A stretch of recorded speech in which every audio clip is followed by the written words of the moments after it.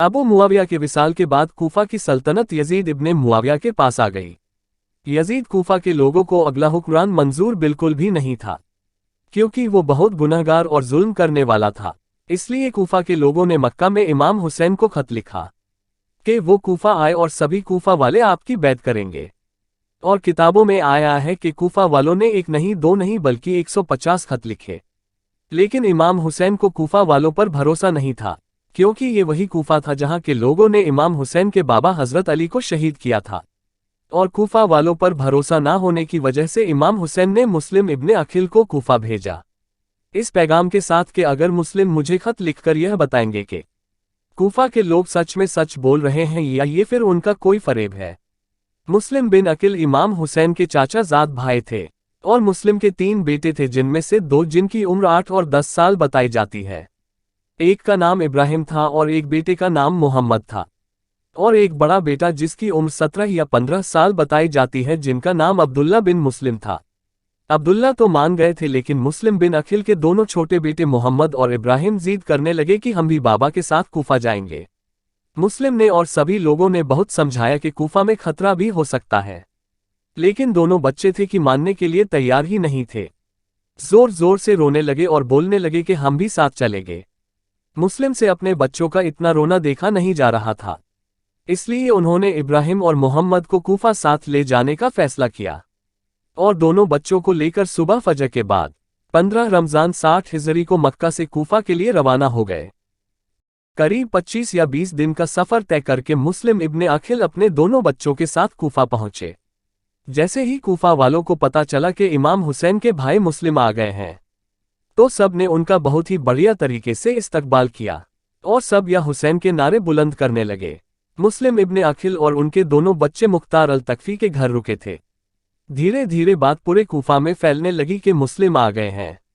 जब मुस्लिम ने देखा कि कूफा के लोग सच में इमाम हुसैन की बैत करना चाहते हैं, तो उन्होंने इमाम हुसैन को खत लिख दिया कि आप कूफा आ सकते हैं, यहाँ लोग हमारे साथ हैं।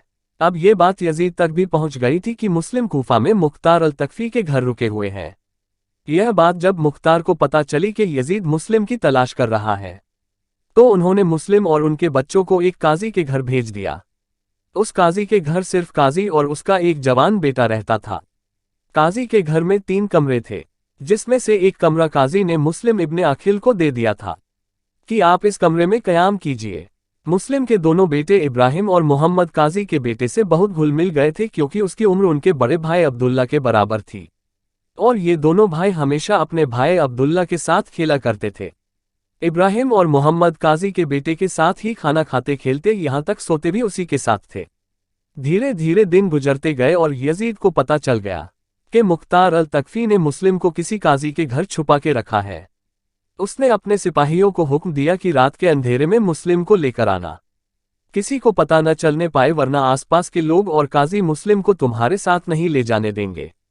चाहे तो अपने साथ ज्यादा सिपाहियों को लेकर जाओ। रात के अंधेरे में सिपाही जब उस काजी के घर पर पहुंचे, तो उन्होंने एक खिड़की में से झांका, जिसमें से उन्हें 2 बच्चे और एक जवान लड़का सोता हुआ दिख रहा था।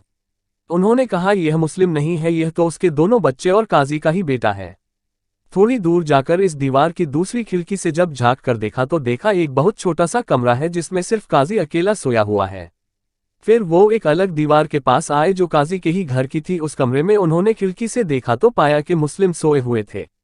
सिपाहियों ने दरवाजे को तोड़ा और अंदर घुस गए, और दरवाजा टूटने की आवाज से मुस्लिम की आंख खुल गई और उन्होंने दोनों सिपाहियों को भगा दिया। दोनों सिपाही बाहर आए और अपने साथ और कुछ सिपाहियों को अंदर ले गए और एक साथ मुस्लिम इब्ने अखिल के ऊपर टूट पड़े। मुस्लिम थोड़े से घायल हो गए, लेकिन फिर भी उन सिपाहियों पर भारी पड़ गए। सारे सिपाही फिर से बाहर आए और उन्होंने सलाह की कि हम जिसे ले जाना चाहते हैं वो कोई आम हस्ती नहीं, बल्कि नवासा ए रसूल का चाचा जाद भाई हैं। हम इसका मुकाबला नहीं कर सकते। अंदर झांका तो देखा कि मुस्लिम घायल है और दीवार को टेक लगाकर बैठे हैं। सिपाहियों ने साजिश की और उस कमरे की छत पर चढ़ गए और आग से लपटे हुए पत्थर मुस्लिम के ऊपर फेंकने लगे। मुस्लिम पूरी तरह घायल हो गए। अब उन्हें सिपाहियों ने बांध दिया और अपने साथ ले गए। बेचारा काजी सारा मंजर देखा जा रहा था, उसकी भी नींद खुल गई थी। बच्चे अपने आंखों से यह मंजर कैसे दिखेंगे ये सोचकर अपने बेटे को भी उठाने से डर रहा था। कहीं मोहम्मद और इब्राहिम ना उठ जाए। अगर मैं अपने बेटे को उठाने जाऊं तो। लेकिन ये लोग तो मुस्लिम को लेकर जा रहे हैं, मुझे अब मेरे बेटे को उठाना ही पड़ेगा। अपने बेटे के कमरे में जाता है और धीरे धीरे उसे आवाज देकर उठाता है और सारा माजरा सुनाता है। उधर मुस्लिम को याजीद के सामने पेश किया जाता है। यजीद मुस्लिम से बोलता है कि तुम खुद मेरी बैत करो और हुसैन से भी कहो कि हुसैन भी मेरी बैत करे। मुस्लिम बोलते हैं मैं हुसैन को तो क्या खुद ही तुम्हारी बैत नहीं करूंगा। यजीद बार बार यही बोलता रहा और मुस्लिम भी उन्हें यही जवाब देते रहे। आखिर को यजीद ने कहा कि अब मैं तुम्हारा सर कलम कर दूंगा, अब मैं तुम्हें आखिरी बार बोल रहा हूं। मुस्लिम ने कहा तुम मेरा सर चाहे तन से जुदा कर दो, मैं अपनी बात पर अड़ा रहूंगा। यजीद ने कहा बताओ मुस्लिम, अपनी आखिरी ख्वाहिश बताओ। मुस्लिम ने कहा मुझे एक प्याला पानी पिला दो। यजीद ने अपने एक सिपाही को हुक्म दिया कि जाओ और मुस्लिम के लिए पानी लाओ। सिपाही ने मुस्लिम के हाथ में पानी का प्याला दिया। जैसे ही मुस्लिम उस पानी के प्याले को अपने होठों तक ले गए, उस पानी के प्याले में मुस्लिम इब्ने अखिल के होठों से निकला हुआ खून गिर गया और मुस्लिम इब्ने अखिल वो पानी नहीं पी सके। तो यजीद ने कहा लगता है तेरा खुदा भी यही चाहता है कि तू प्यासा ही मरे, और सिपाहियों से कहा कि जाओ और मुस्लिम को मार दो और इस महल की सबसे ऊंची जगह पर ले जाकर मारना, ताकि सारा कूफा ये देखे और याद रखें कि जो यजीद की बैत नहीं करेगा उसका यही अंजाम होगा। सिपाही मुस्लिम को महल की सबसे ऊंची जगह पर ले गए और वहां ले जाकर मुस्लिम इब्ने अखिल को उस महल की सबसे ऊंची जगह के किनारे पर खड़ा कर दिया और जल्लाद ने तलवार से गले पर ऐसे वार किया कि मुस्लिम इब्ने अखिल का सर मुबारक उनके बालों समेत जल्लाद के हाथ में आ गया और धड़ नीचे गिर गया। और इस तरह सबसे पहले शहादत हुई मुस्लिम इब्ने अखिल की। दोस्तों अगले पार्ट में हम जानेंगे कि मुस्लिम बिन अखिल के दोनों बच्चे जो काजी शुराया के घर पर है उनके साथ आगे क्या होता है।